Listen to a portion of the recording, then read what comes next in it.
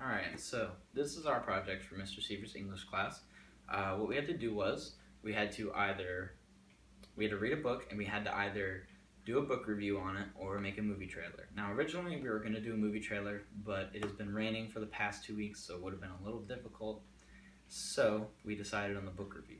Alright, so I'm basically just going to give you a rundown of the book.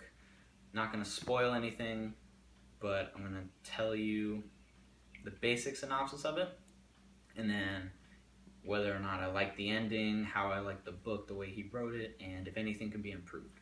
So, this book is called Shipbreaker. It's by Paolo Bacigalupi, and it is based in a post-apocalyptic world where all the resources have been mined from the earth. Cities have been destroyed because the polar ice caps have just completely melted, so flooding everywhere. Vast island chains are completely wiped out, gone. Hurricanes that they call city killers occur at least once a month that just come in and destroy anything in their path. So the main character is a young man named Naylor, and he lives on the beach with his father, and it's kind of a rough relationship with him and his father. The father is actually the main antagonist of the story, whereas he is the main protagonist. And in the beginning, it starts out kind of showing you that his relationship with his crew members, the people that he scavenges ships with and kind of basically lives with throughout the day, how that relationship is stronger than that of him and his father. And while this is going on, a city killer comes through.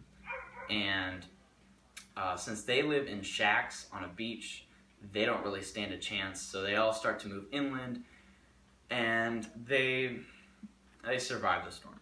And after the storm passes, it takes I think 3 days, he said, he scavenges the beach looking for new ships that have washed up that he can get any kind of copper or anything from that he can make money off of, pretty much, because that's how he makes his living. And while he's scavenging, he finds a ship with a girl in it. And at first they think she's dead. When they find out she's not, the girl that he's with, who's also his crew member, attempts to kill her, but he spares her life. He convinces her to spare the girl's life.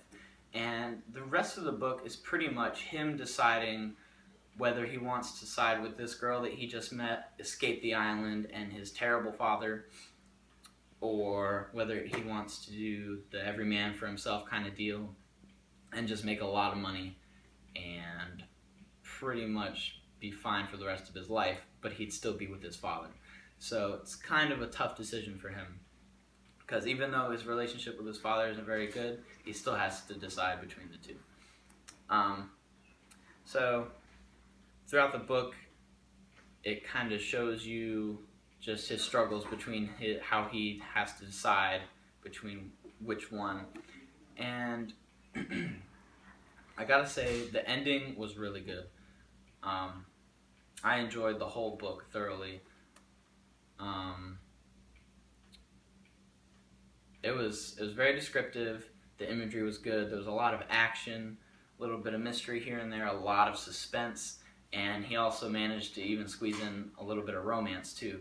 So this book is pretty much good for everyone. It's a good book. The only thing I think he could have improved on was the ending. I was kind of looking for more of a description on how his life was after he made his decision in the end, on who he decided to be with. I was looking for him to kind of say how his path was set out for him, how he was going to do in life. But by the ending of the book, you can kind of infer how he ends up and whether or not he's well off. So yeah, it's a good book. I would recommend it to anyone.